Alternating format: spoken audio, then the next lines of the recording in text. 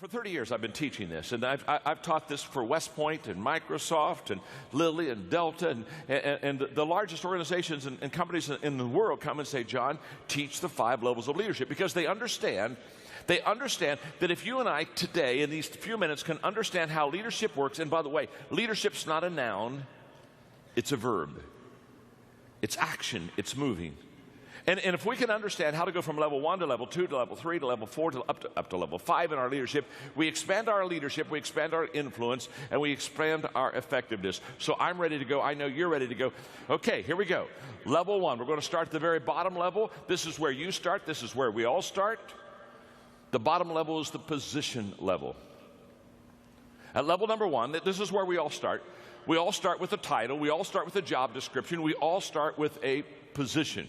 Okay? And the key word at level number 1, the key word is rights, R-I-G-H-T-S, rights. In other words, people at level number 1 follow you because they have to. In other words, you're the boss, or you have a title, or you're the supervisor, and anybody that's under that person, they just basically follow that person. Now, this is the beginning of all of our leadership journey. We get a leadership position. In fact, people will come to me all the time. They'll say, John, I just became a leader last week. And when they tell me they became a leader last week, I know what they meant. They really didn't become a leader last week. What they really did is they got a leadership position last week. And by the way, the position doesn't make you a leader. I know a lot of people who have a position of leadership, but they're not a good leader. You know that too. You probably worked with them before. So the position doesn't make you a leader, but if you're a good leader, you can really make the position. But it's where we all begin. Now, the upside of level 1 is simple. It's a place where you and I get to shape and define our leadership. We get a leadership job, we become a supervisor, and now we begin to work on ourselves as a leader, and we begin to define who we are. That's kind of the upside. Now, let me give you the downside of level number 1. The downside of level number 1 is the people who follow you will give you the least amount of their energy and effort. In other words, if they're following you because they have to follow you, if they're following you because that's what they've got to do to get their paycheck, if they're following you because you have the position over them, if that's the case, they will always give you the very least of their time and of their ability and of their effort and of their mind. People don't like to have to follow people because they have to follow people. And this is a great mistake that people that have positional leadership make. They think, well, I've got the title, I've got the position, so now everybody will follow me. Well, they're following you, but they're only following you many times if you're not a good leader because they have to. It's the only way that they can get paid. Just think of this. Level number 1 is where you're going to get the very least of people's energy, effort, and mind. Let me tell you, I've seen it many times when I've gone to work with companies on leadership. You can always tell a level 1 leadership company or a level number 1 leadership culture. You can always tell it because, let's say quitting time is quitting time's at 5 o'clock. In level 1 positional type companies, if quitting time is at 5 o'clock, guess what? At 4:30, everybody is clearing the desk. Oh yeah, they're moving stuff out of the way because it's only 30 minutes until the highlight of their day. And so they're already starting the countdown. So they're clearing their desks because they want nothing to impede their progress when they leave the building. So they've got at 4:30 the desk starts getting cleared. At 4:45 they get away from the desk and they go around and they go to the different cubicles and they're saying their goodbyes. And they're saying, boy, it was great to be with you today and had a good time and see you tomorrow. And they're doing all that kind of stuff because, again, at 5 o'clock, the big time, at 5 o'clock, they don't want to have to be encumbered by doing relationship stuff. They want to do that on company time. You understand that. At 4:50, they're going to the restroom. Of course. You want to be sure to pee on company time. Of course, so they're over there in the restaurant. They're just, okay, now they've got that done. At 4:55, they're back at their desk, and they're changing shoes. They're changing their shoes. They're getting on track shoes. They're getting on, they got to get something, because at 4:57, they are in a starting position. They are counting down. And at 5 o'clock, Everybody's gone. I mean, you say, what do you mean everybody's gone? Everybody's gone. At 5 o'clock, they're all gone. I mean, you look around the office and they're gone. In fact, they're gone so fast, it startles you. And you run over to the window to look out in the parking lot, and you're totally shocked.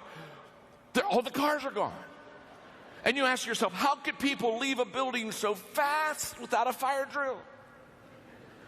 Let me explain. In positional companies, when people come and park in the morning, they're very careful how they park. They back their car. Yeah. They back their car in because they know at quitting time they want to be able to get a fast escape because now they're on their time. And I can promise you, you show me a positional company, a positional culture. You show me leaders that are positional in their thinking, and I will promise you every time, not all the time, every time, those people will constantly wonder, why am I not getting the best out of my people? Well, you're not getting the best out of your people because the only reason that people are following you is because you got a title. And they're going to give you very little energy. Now, the good news is you don't have to stay at level number 1. You can go to level number 2. So let's go to level number 2 as quickly as we can. The first level is the positional level. The key word there is rights. I get certain rights, so you've got to follow me. Level number 2 is the permission level. And at the permission level, the key word is relationships. And at this level, people now begin to follow you because they want to. Now, there's a world of difference between following somebody because you have to and following somebody because you want to. Now, what happened between levels 1 and 2? Well, what's happened is you've connected with your people. You've not only connected with them, but relationally, they like you and you like them, and you've got to know each other. And so now in this work environment, they're not following you just because you are a supervisor. They're following you because you do have a position. You are a supervisor, but you are a supervisor that people like. And I'm always amazed. Aren't you amazed? I'm always amazed at people that have leadership positions or responsibilities, and they're not likable. Do you know what I mean? They're just not likable. People don't care for them. It's tough being in the people business and not having people like you. It's tough. In fact, sometimes I see them and I just want to sit down with them and say, my name is John and I'm your friend. And I just want you to know, people don't like you.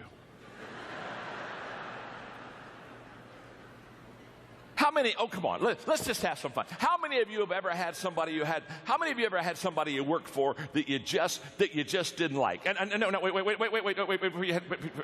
oh, that was close. Let me qualify this for you. Not in your present job situation. You understand? No. I know that is not happening where you are now. You are happy. But how many of you in another job at another time on another planet? Come on. All right, come on. How many of you ever had somebody you had to follow and they just weren't like, let's see the hands. Come on, let's get those hands. Yeah, absolutely. All right, there you go. All right, let me ask the real question. How many of you are seated beside that person right now?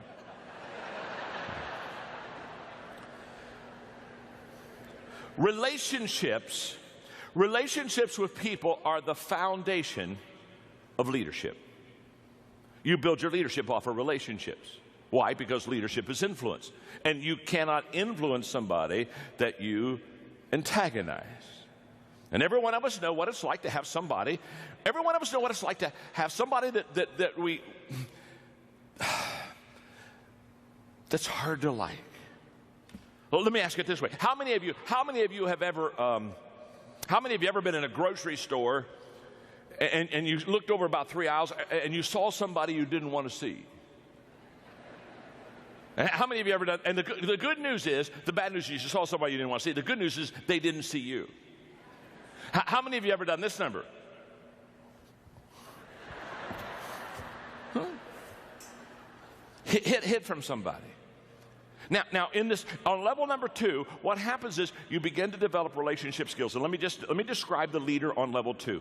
The leader on level 2, they have 3 things that they do extremely well to be a relational leader. One is they listen well. In fact, they take all of their leadership cues from walking slowly through the crowd and listening. They listen well. Secondly, they observe. They're conscious about where their people are and what their people are doing, and they're constantly observing them. And thirdly, they're learning. They're learning. And then in the process of listening, observing, and learning, they have an attitude of servanthood. They know how to serve. And they not only know how to serve, but they do serve. And they not only do serve, but they love to serve. One of the things that I love about Chick-fil-A, I live in Florida now, and so when I went down there, I began to talk to Chick-fil-A people. Said, come on, you got to get a whole bunch of Chick-fil-A's down in my area because I lived in Atlanta and I need my Chick-fil-A fix, and they're starting to come down, and it's wonderful. But can I tell you what I love about Chick-fil-A? They have a servant culture. Level number 2, they got that wired. They've got this relationship stuff wired. It's my pleasure. How can I serve you? It's a mindset. It's a culture. And if you're going to grow as a leader, you have to grow beyond your position, beyond your title. Yes, you have a position. That's level 1. But the second level is relationships and the ability to get along with people. That's level 2. Let's go to level number 3. There's another level higher. The third level is the production level. The key word there is results. And at this level, you're starting to help the bottom line of the company. You're starting to, quote, bring home the bacon. You're at this level, you become effective as a leader. And you become effective as a leader on level number 3 because you produce. And the characteristics of leaders at level number 3 are very common. One is that they produce by example. In other words, they are the example for the other people that follow them how to be effective and how to be productive. You see, the greatest motivational principle in the world, is that people do what people see. And too many travel agents, they're like, or too many leaders are like travel agents. They're sending people where they've never been themselves. And you want to be a tour guide. You want to take people with you. You want to say, this is the area where I've been, this is where I live, this is the area where I lead, come along and follow me. And at level number 3, your leadership begins to gain credibility because now you are fleshing out for the people around you and you are modeling for them things that they want to see. And you are starting to produce. Which something else happens because you're becoming productive in your own life. You begin to attract people that begin to be productive also. In the 21 Irrefutable Laws of Leadership that I wrote, one of the laws is the law of magnetism, and the law of magnetism just says we attract who we are, not who we want. So when I talk to leaders, often when we talk about recruiting, then I'll say, well, what kind of people do you want in your company? What kind of people do you want in your department as a supervisor? And they'll give me a list. They'll write things, I want somebody that's self-disciplined, and I want somebody that is service-oriented, and they'll give me a list of 4 or 5 qualities.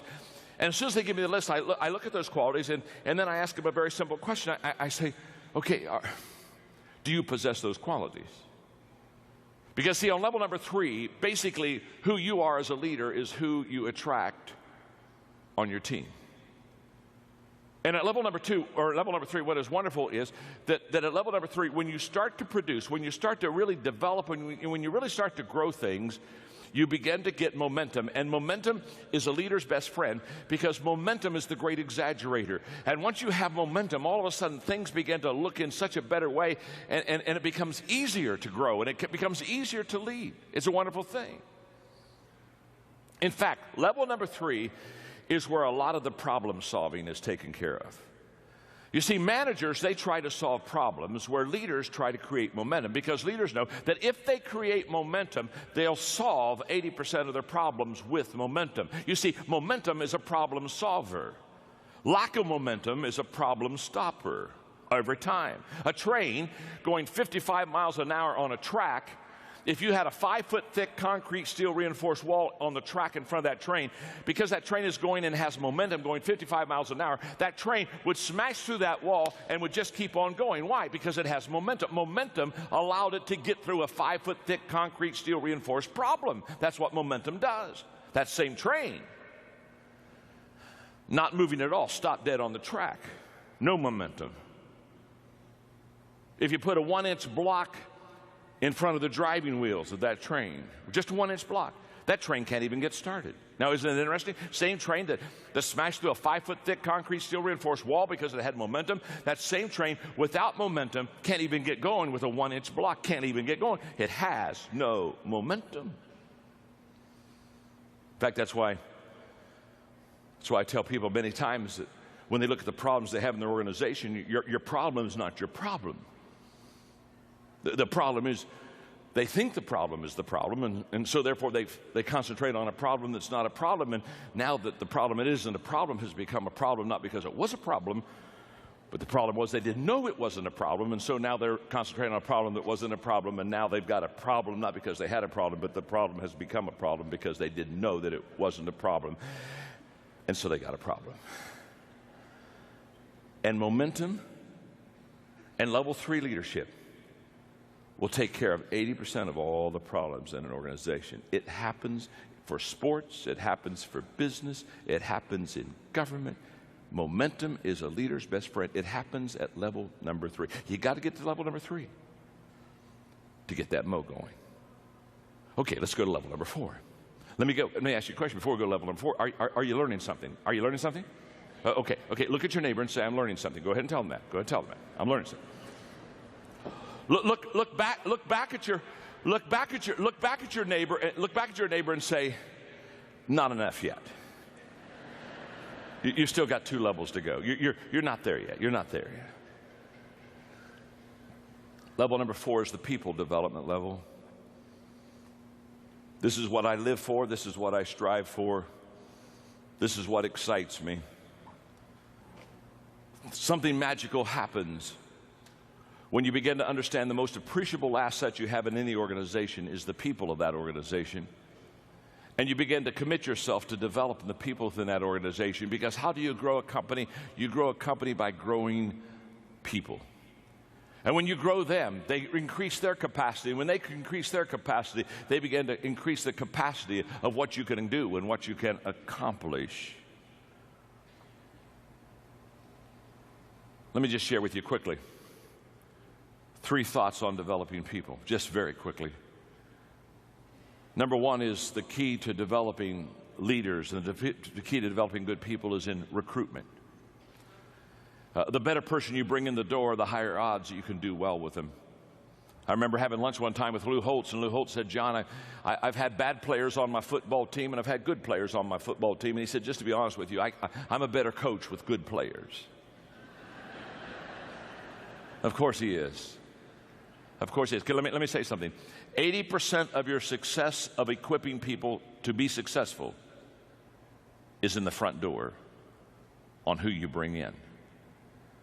I wish I had time to develop that for you, because what happens is, unless you and I have a clear picture of what we're looking for, we don't know when we see it. Happens all the time. People come to me and say, John, I'm looking for some leaders for my company. What do you suggest? The first question I ask is, what does a leader look like? Give me the characteristics. Give me the qualities. Please paint a picture for me. What does that leader look like? Because you've got to have that clear picture so that when you see that person, you know that they're one that you want. Recruitment is key. Number 2 is positioning. The ability not only to bring the right person in the front door, but also to put him in the right places. Collins would say, get him on the bus, get him on the right seat. And position is huge. And what I've discovered is that successful people have always positioned themselves well. When you see a successful person, they're successful because what they have done is they've found their strength zone and they've found their niche, and they stay right in that sweet spot, and they just work that sweet spot. You've never heard anybody be in an interview that was successful that you came up and you interviewed them and they said, well, the secret of my success is that I've never discovered what I was good at. Or the secret of my success is I've always worked on, I've just worked in my weakness. No, they're always in their strength. They've already discovered what they're good at. Now, successful people have discovered what they're good at. Successful leaders Discover what other people are good at. Successful people position themselves well. Successful leader position the other people well. And at level number 4, that's exactly what happened. The leader is always looking at the people, observing, watching. Just like last week, I went back to my first school. I graduated from Ohio Christian University in a little town in Circleville, Ohio, and it's a little school, and I go back every year, and I give them a day to speak, and they get all the proceeds and keep the money.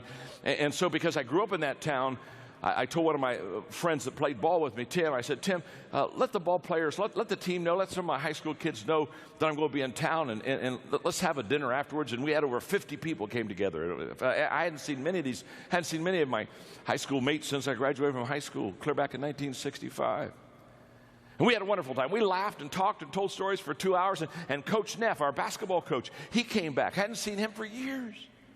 And when I saw him, I thought of myself, and I thought of back in those scrimmages in basketball, because the first scrimmage every year, Coach Neff would take the first team, and he'd say, now I'm going to let you play the second team, but there's one condition. The first team is not going to play their position. And he'd take Doug Roth, who was 6'8", and put him out at point guard. I remember he stuck me one year under center, and he put all the first team players out of position on offense. But he let the second team play in their position.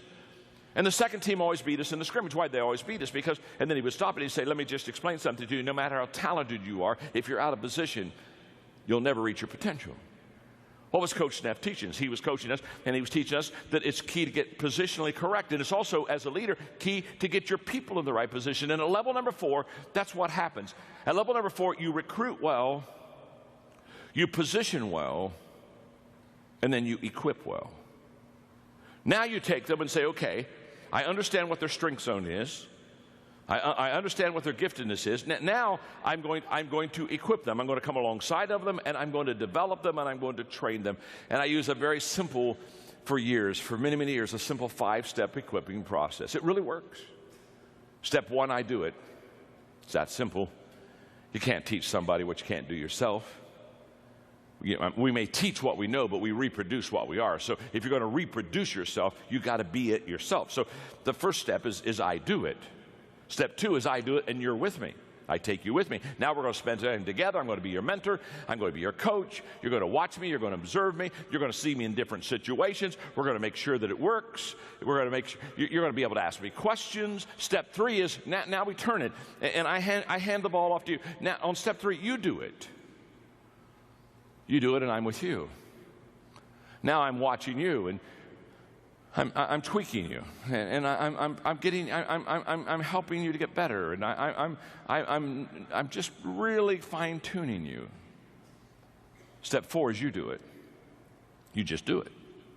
You don't need me anymore. You know how to do it, and you do it, and you do it well.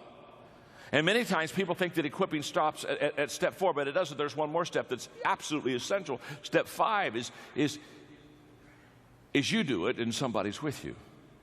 You've never really trained and equipped somebody until they can multiply themselves. That's where all compounding is. That's where all compounding of time, money, influence, the whole process. Compounding begins when you can train somebody who has trained somebody.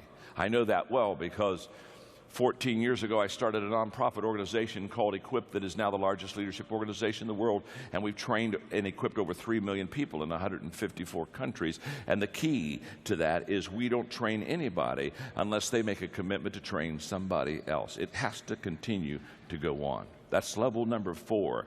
It's a beautiful level to be on. It's the level where you develop people. Now there's one more level. That's level number 5. The pinnacle level. The pinnacle level, the key word there is respect. You've done it so well with so many for so long that people just absolutely follow you. They follow you because of who you are, the qualities you have in your life. They follow you because of what you have done. And there's a great amount of respect. And it takes a long time to get to level number 5. Most of us aren't there. All of us would probably like to be there, but it's a lifelong journey. And what I want you to understand about the 5 levels is that's exactly what leadership is. Leadership is an always ongoing, always learning, growing process. Okay, let me ask you a question. You've got the 5 levels there, and you can see them, and you can see how each one kind of leads into the next one. And probably the question you've asked yourself now by this time, because you're a sharp crowd, you've asked yourself, wonder what level I'm on. Am I on level 1, or am I on level 3? Am I on level 4? You've already done that. I know you have. That's what I would be doing if I'd be sitting there. I'd be saying, okay, where are you, Maxwell? And if you ask that question and you kind of go deep in that question, you're going to get a little frustrated, because you know what you're going to discover? You're going to discover that you're not on the same level with everybody. That with somebody, you're maybe on level 2. With somebody else, you may be on level 4. Isn't that true? If somebody new came in the company, you're on level 1 with them. And what you're going to discover is that you're on different levels with different people. Now, I wish I had an hour to teach this whole process, but here's what I want you to understand. Here's your assignment, very simple. Take the people that you lead, put their names down, and ask yourself a simple question. What level am I on with that person? Do your best to kind of put a number there, and I know it can kind of bleed together, so it's not quite an exact science, but do your best shot, because after you know what level you're on with each one of your people, then you're going to know specifically how to lead them. Now, here's the key. Whenever you try to cast vision with people in your organization, in your department, they don't see you based upon who you are as a person or as a leader. They see you through the 5 levels grid.